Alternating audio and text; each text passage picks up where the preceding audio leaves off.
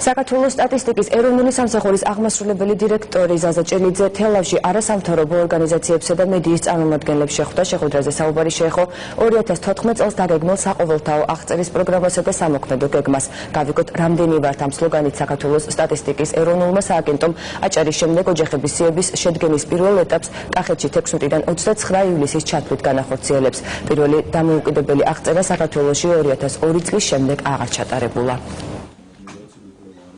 საქართველოში უკვე დაინიშნა ოფიციალურად გამოცხადდა მოსახლეობის საყოველთაო აღწერა, რომელიც იქნება 2014 წლის ნოემბერში, თუმცა მანამდე ჩვენ უნდა ჩავატაროთ პირველი ეტაპი. პირველი ეტაპის მთავარი მიზანი არის, რომ დავაზუსტოთ ჩვენ შენობების და შენობებში მოწყობილი ოჯახების რაოდენობა.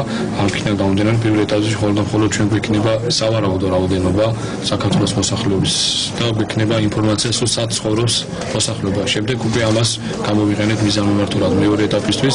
მორალურად ასე ვთქვათ, აბსოლუტურად ვუჭერთ ამ აღწერას მხარს და მოსახლეობაში ჩვენ რაც შეგვიძლია მაქსიმალურად გავაკეთებთ აგიტაციას, იმის რომ სრული სერიოზულობით მოაგებდნენ ამ საკითხს.